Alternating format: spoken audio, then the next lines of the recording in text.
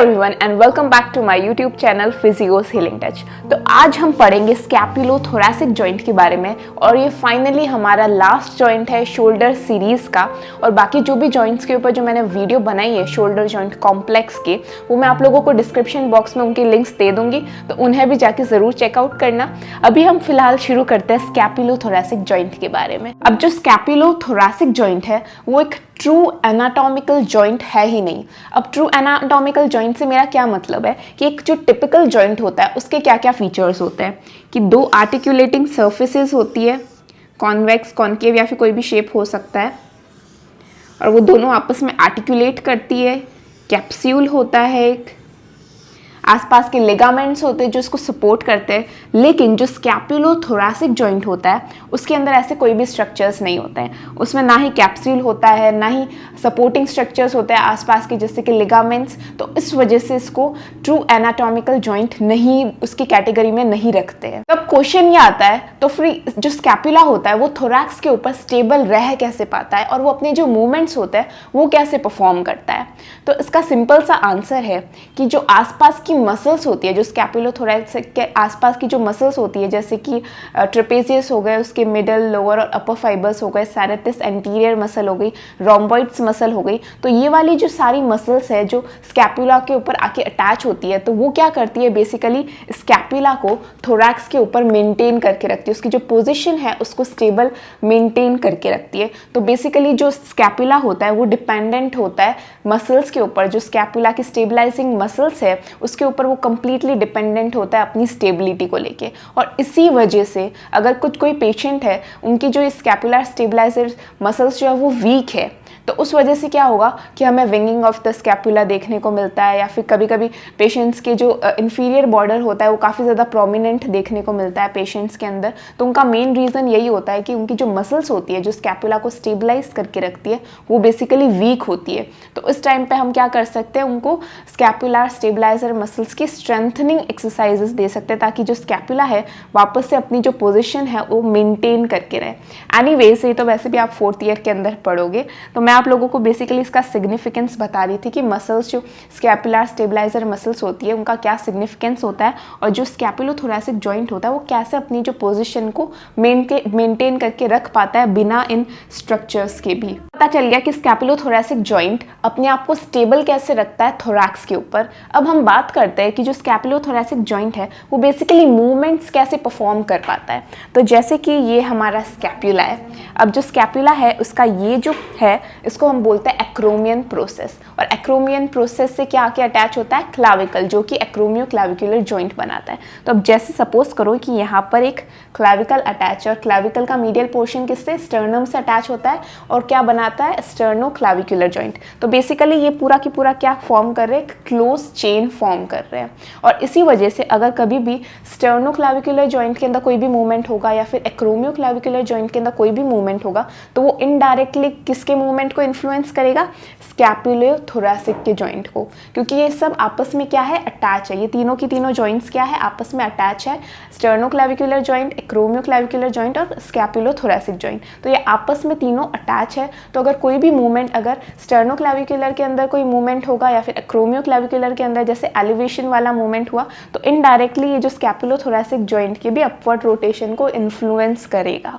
तो इस वजह से जो स्कैपुलोथोरैसिक जॉइंट होता है वो किसके ऊपर डिपेंडेंट होता है, इसकी जो मूवमेंट होते हैं वो किससे इन्फ्लुएंस होते हैं, एक्रोमियो क्लाविकुलर जॉइंट और स्टर्नो क्लाविकुलर जॉइंट से इसके जो मूवमेंट्स होते हैं वो सारे के सारे इन्फ्लुएंस होते हैं।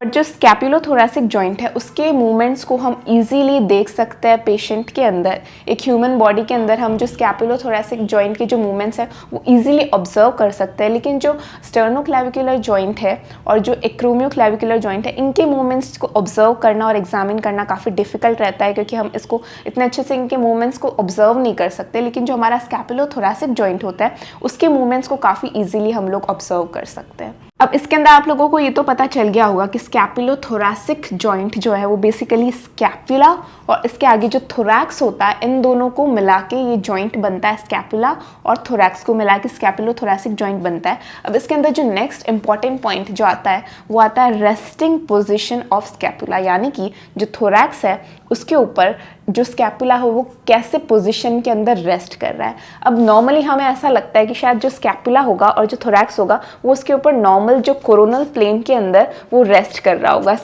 थोरैक्स के ऊपर, बट ऐसा एक्चुअल में नहीं होता है। जो स्कैपुला होता है वो नॉर्मली कैसे ओरिएंटेड होता है थोरैक्स के ऊपर, जो स्कैपुला होता है वो स्लाइटली इंटरनली रोटेटेड होता है।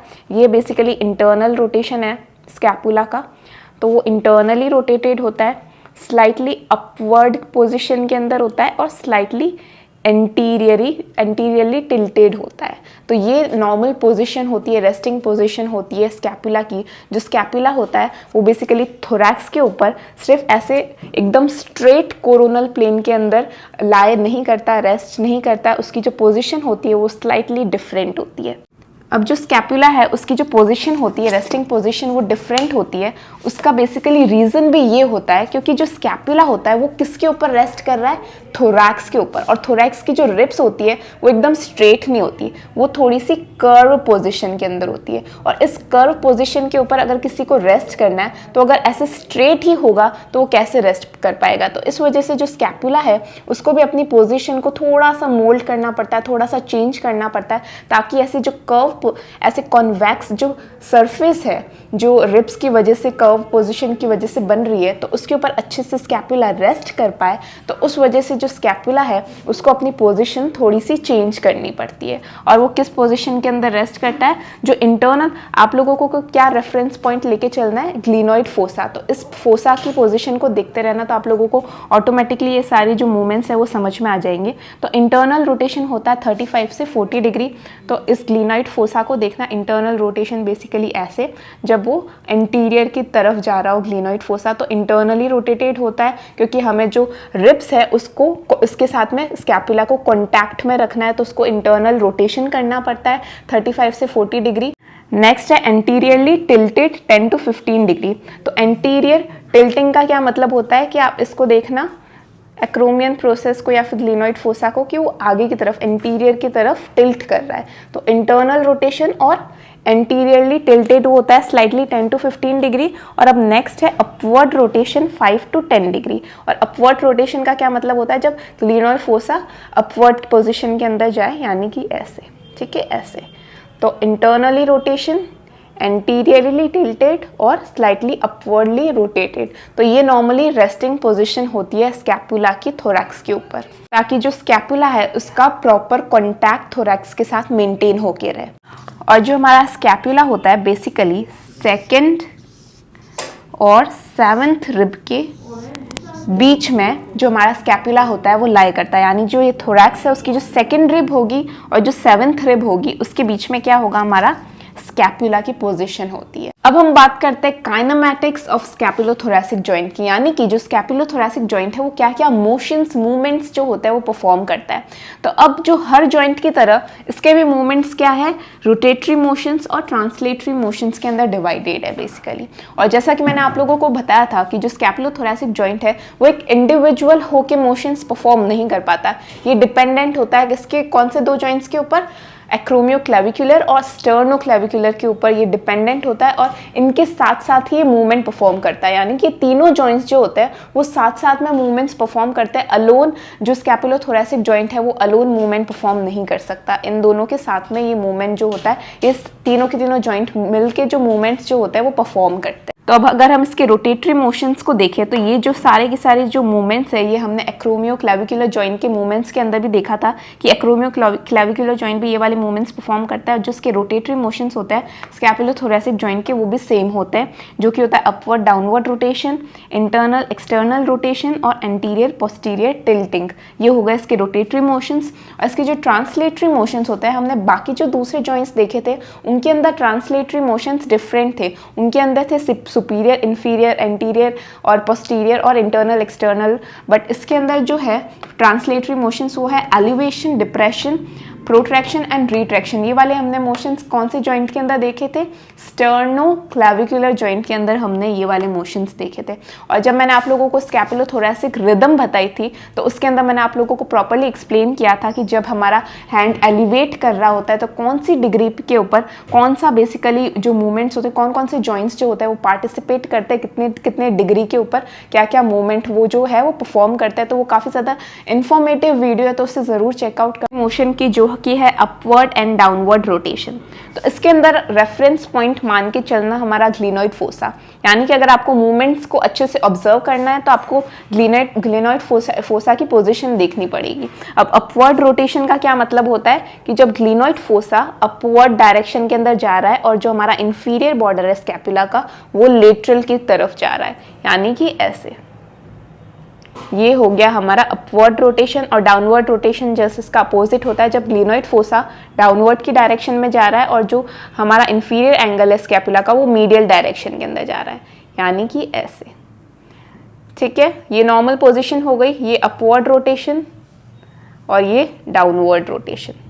अब जैसा कि मैंने आप लोगों को बताया था कि स्कैपुलोथोरैसिक जॉइंट सिर्फ अलोन काम नहीं करता, स्टर्नोक्लेविकुलर और एक्रोमियोक्लेविकुलर के अंदर भी मोशंस होगा और वो इन्फ्लुएंस करेगा इसके मोशन को। तो इस टाइम पे अपवर्ड रोटेशन के टाइम पे जो स्टर्नोक्लेविकुलर जॉइंट के अंदर क्या मूवमेंट्स हो रहे होंगे जो कि स्कैपुलोथोरैसिक जॉइंट के मूवमेंट को हेल्प करेगा।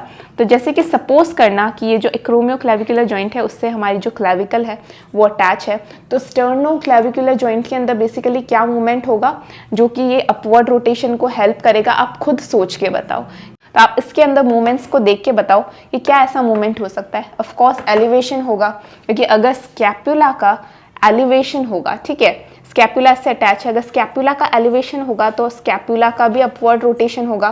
तो स्टर्नोक्लेविकुलर जॉइंट के अंदर एक मूवमेंट जो होगा वो होगा एलिवेशन। तो एलिवेशन अगर होगा स्टर्नोक्लेविकुलर जॉइंट के अंदर तो अपने आप जो अपवर्ड रोटेशन है स्कैपुला का वो भी होगा। और उसके अलावा जो दूसरा मूवमेंट स्टर्नोक्लेविकुलर जॉइंट के अंदर होता है वो होता है पोस्टीरियर रोटेशन। पोस्टीरियर रोटेशन, अब पोस्टीरियर रोटेशन होता क्यों है बेसिकली कि जब भी हम एलिवेशन वाला मूवमेंट परफॉर्म करते हैं तो बहुत ज़्यादा चांसेस होते हैं कि जो हमारा सब एक्रोमियल स्पेस जो है वो इम्पिंज हो जाए। तो उस स्पेस को और ज़्यादा इंक्रीज करने के लिए तो जो क्लाविकल होता है वो स्लाइटली पोस्टीरियरली रोटेशन की तरफ जाता है ताकि उस स्पेस को इंक्रीज कर सके बेसिकली। तो इस वजह से स्टर्नोक्लेविकुलर जॉइंट के वहाँ पे पोस्टीरियर रोटेशन भी होता है जब हम लोग एलिवेशन वाला मूवमेंट परफॉर्म करते हैं ताकि जो स्पेस हो वो इम्पिंज ना हो और वो इंक्रीज हो सके। तो दो मूवमेंट जो स्टर्नोक्लेविकुलर जॉइंट के अंदर परफॉर्म होंगे वो होंगे एलिवेशन वाला मूवमेंट और पोस्टीरियर रोटेशन वाला मूवमेंट।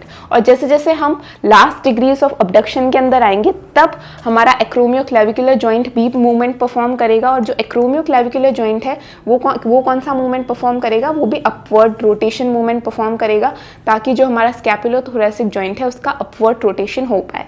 तो स्टार्टिंग के एलिवेशन के टाइम पे हमारा स्टर्नोक्लेविकुलर जॉइंट के अंदर मूवमेंट्स होते हैं और एंडिंग पे जब हमारा एंडिंग वाला अबडक्शन आता है तब बेसिकली एक्रोमियोक्लेविकुलर जॉइंट के अंदर abduction upward rotation movement perform होता है ताकि जो स्कैपुलोथोरैसिक का पूरा अपवर्ड मूवमेंट करवा सके। ये बेसिकली मैंने आप लोगों को स्कैपुलो ह्यूमरल रिदम के अंदर मैंने आप लोगों को अच्छे से एक्सप्लेन किया है, तो आप उस वीडियो को ज़रूर जाके चेकआउट करना। और जो नॉर्मल अपवर्ड रोटेशन की रेंज होती है वो होती है 50 to 60 डिग्री स्कैपुलोथोरैसिक जॉइंट के अंदर। अब जो नेक्स्ट रोटेटरी मोशन है वो है एंटीरियर एंड पोस्टीरियर टिल्टिंग। और एंटीरियर पोस्टीरियर टिल्टिंग का बेसिकली मतलब क्या है कि ये हमारा स्कैपुला है और एंटीरियर टिल्टिंग के अंदर क्या होगा, अगर ये ग्लिनोइड फोसा को आप देखो तो ये एंटीरियर की डायरेक्शन के अंदर जा रहा है और जो इन्फीरियर बॉर्डर है स्कैपुला का ये पोस्टीरियर की डायरेक्शन के अंदर जा रहा है। यानी कि ये अगर हमारा थोरैक्स हुआ और उसके ऊपर ये हमारा स्कैपुला लाई कर रहा है तो जब ये एंटीरियर टिल्ट करेगा तो क्या होगा, हमारा ग्लिनोइड फोसा आगे की तरफ इंटीरियर की डायरेक्शन में जा रहा है। जो हमारा इंफीरियर एंगल है स्कैपुला का वो क्या हो रहा है, बैकवर्ड की डायरेक्शन के अंदर जा रहा है। तो इसको बोलते हैं एंटीरियर टिल्टिंग। और पोस्टीरियर टिल्टिंग जस्ट अपोजिट हो जाएगा जब ग्लिनोइड फोसा पोस्टीरियर की डायरेक्शन के अंदर जा रहा है और जो इंफीरियर एंगल है स्कैपुला का वो इंटीरियर की डायरेक्शन के अंदर जा रहा है। अब इसके अंदर भी एक बहुत ज़्यादा इंपॉर्टेंट क्लिनिकल एस्पेक्ट से एक इंपॉर्टेंट चीज़ आती है कि अगर आप कुछ कुछ पेशेंट्स के देखोगे तो उनका जो इंफीरियर बॉर्डर होता है वो बहुत ज़्यादा आपको प्रोमिनेंट नज़र आएगा, बहुत ज़्यादा आप ऑब्जर्व कर सकते हो। जो इनका इंफीरियर एंगल है स्कैपुला का वो बहुत ज़्यादा प्रोमिनेंट दिखेगा। तो उसके अंदर बेसिकली क्या होता है कि जो पेशेंट है उसके अंदर बहुत ज़्यादा इंटीरियर टिल्टिंग हो रही है, उनकी जो मसल है वो इम्बैलेंस हो चुकी है। तो इस वजह से क्या होगा कि बहुत ज़्यादा एंटीरियर टिल्टिंग हो पा रही है और जो पोस्टीरियर टिल्टिंग है वो इतनी नहीं हो पा रही है पेशेंट के अंदर। तो जो मसल्स पोस्टीरियर टिल्टिंग करवाती है इसके अंदर बेसिकली हमें उससे स्ट्रेंथन करना चाहिए, जैसे serratus anterior, upper lower fibres of traps, ताकि जो बहुत ज़्यादा एंटीरियर टिल्टिंग हो रही है पेशेंट की और उस वजह से जो प्रोमिनेंट हो रहा है हमारा इंफीरियर बॉर्डर वो ना हो, क्योंकि इनके अंदर जो मसल्स जो हो गई है वो इम्बैलेंस हो गई है। कुछ मसल्स जो हो गई है वो वीक हो गई है और कुछ मसल्स जो हो गई है वो ज़्यादा ओवर एक्टिव हो गई है। तो इस वजह से हमें क्या करना है, इस मसल के इम्बैलेंस को हमें रोकना होता है और जो वीक हो गई मसल्स उनको स्ट्रेंथन करना होता है। अब हम बात करते हैं इसके ट्रांसलेटरी मोशंस की, जो कि है elevation and depression and protraction retraction. तो एलिवेशन का बेसिक मतलब है कि ये हमारा स्कैपुला है और ये हमारी थोरैक्स है। तो जब स्कैपुला ऐसे ऊपर की तरफ जा रहा है तो उसको हम बोलते हैं एलिवेशन, और जब वो नीचे की तरफ जाता है तो उसको हम बोलते हैं डिप्रेशन। और ये बेसिकली मूवमेंट हमें कब देखने को मिलता है, जब हम श्रगिंग करते हैं, जब हम शोल्डर्स की ऐसे श्रगिंग करते हैं तब जो स्कैपुला है वो ऊपर नीचे ऐसे मूव कर रहा है और उसको हम एलिवेशन डिप्रेशन बोलते हैं। आप खुद करके भी देख सकते हैं, आप लोगों को फील होगा कि जो स्कैपुला है उसकी पोजीशन ऊपर एलिवेशन और डिप्रेशन के अंदर जा रही है। अब ये इतना सिंपल नहीं होता। अब जैसा कि मैंने आप लोगों को ऑलरेडी बताया था कि जो थोरैक्स होता है उनकी जो रिब्स होती है वो ऐसे कर्व पोजीशन के अंदर होती है, और अगर जो स्कैपुला है वो सिंपली ऐसे एलिवेट करेगा तो उसके जो थोरैक्स के साथ में वो अच्छे से कॉन्टैक्ट बना के नहीं रख सकता अगर वो सिंपली जो थोरैक्स के ऊपर ऐसे एलिवेट करेगा। तो इसी वजह से थोरैक्स के ऊपर वो कंप्लीटली अपना जो कॉन्टैक्ट है वो लूज ना करे और कंप्लीट कांटेक्ट मेंटेन करके रखे। इस वजह से उसको स्लाइटली एंटीरियर टिल्ट करना पड़ता है और स्लाइटली इंटरनली रोटेशन की तरफ जाना पड़ता है, ताकि वो एलिवेशन जब मूवमेंट अपना परफॉर्म करे तो पूरा जो थोरैक्स है उसके कांटेक्ट में रहे और उसका जो कांटेक्ट है वो लूज ना हो। तो जैसे ही उसको एलिवेशन मूवमेंट परफॉर्म करना है थोरैक्स के ऊपर तो वो स्लाइटली एंटीरियरली टिल्ट भी करता है और इंटरनली रोटेट भी करता है थोरैक्स के ऊपर, ताकि जो कॉन्टैक्ट भी उसका मेंटेन होके रहे और वो एलिवेशन मूवमेंट भी अपना परफॉर्म कर पाए। और ये जो एंटीरियरली टिल्ट है और जो इंटरनल रोटेशन है, जो स्लाइट मूवमेंट होता है इसके अंदर, वो बेसिकली एक्रोमियोक्लेविकुलर जॉइंट के अंदर होता है। जो नेक्स्ट हमारा ट्रांसलेटरी मूवमेंट है वो क्या है, प्रोट्रैक्शन और रिट्रैक्शन। प्रोट्रैक्शन का मतलब होता है कि ये जैसे हमारी जो वर्टिब्रल कॉलम है और इसके पास में हमारा स्कैपुला है, तो जब उसको प्रोट्रैक्शन परफॉर्म करना होगा तब वो क्या करेगा, ऐसे आगे की तरफ इंटीरियर की डायरेक्शन में आएगा इसका ग्लिनोइड फोसा, और जब उसको रिट्रैक्शन करना हुआ, जैसे ये प्रोट्रैक्टेड पोजीशन के अंदर है, तो वापस से वर्टिब्रल कॉलम के पास में आएगा। तो जब ये दूर जा रहा है वर्टिब्रल कॉलम से तो वो क्या हो गया, प्रोट्रैक्शन, और जो ग्लिनोइड फोसा है वो थोड़ा सा इंटीरियर डायरेक्शन में आ रहा है, और जब वापस से वो वर्टिब्रल कॉलम के पास में आ रहा है तो उसको बोलते हैं हम रिट्रैक्शन। बट ये भी अगेन इतना सिंपल ट्रांसलेटरी मूवमेंट नहीं होता इसके अंदर भी, क्योंकि जो हमारा जो थोरैक्स होती है उसकी रिब्स कर्व पोजिशन के अंदर होती है, तो सिर्फ इसका मूवमेंट ऐसे नहीं होता, इसको स्लाइटली इंटरनली रोटेट भी होना पड़ता है ताकि जो रिब्स के ऊपर कांटेक्ट वो मेंटेन करके रखे। इसके अंदर भी स्लाइट क्या होगा, इंटरनल रोटेशन मूवमेंट होगा एक्रोमियोक्लेविकुलर जॉइंट के ऊपर, यानी कि ये जो हमारा इंटरनल रोटेशन वाला मूवमेंट है वो प्रोट्रैक्शन और रिट्रैक्शन के अंदर भी होगा। तो इस वजह से ये दोनों इतने प्योर ट्रांसलेटरी मूवमेंट्स नहीं होते, इनके अंदर जो रोटेटरी कंपोनेंट्स होते हैं वो भी आते हैं ताकि इनका जो मूवमेंट है वो परफॉर्म हो पाए, क्योंकि बेसिकली रिब्स जो है वो ऐसे स्ट्रेट नहीं है, वो कर्व है, तो उसके ऊपर स्कैपुला का मेंटेन होके रहे पोजीशन, तो इस वजह से थोड़ा सा रोटेटरी कंपोनेंट भी आता है इसके अंदर ट्रांसलेटरी मूवमेंट्स के अंदर। तो इतने प्योर ट्रांसलेटरी मूवमेंट्स नहीं होते हैं। तो आई होप कि आप लोगों को मेरा जो लेक्चर है बहुत ज़्यादा इन्फॉर्मेटिव लगा होगा, और इसके सारे जो काइनेमैटिक्स है, रेस्टिंग पोजीशन है स्कैपुलोथोरैसिक जॉइंट के अंदर, जो कि इसके अंदर यही चीज़ें जो है वो ज़्यादा इंपॉर्टेंट है, तो आप लोगों को ये समझ में आ गई होगी अच्छे से। और प्लीज़ अगर आपको समझ में आ गया है तो फिर आप कमेंट्स के अंदर ज़रूर मुझे इन्फॉर्म करना, कमेंट्स देना अच्छे अच्छे, और प्लीज़ मेरी वीडियो को एक लाइक ज़रूर दे देना। और आप लोग मुझे ये भी कमेंट्स के अंदर बताना कि अब मैं किस जॉइंट को टारगेट करूँ, किस जॉइंट के बारे में मैं बताऊँ।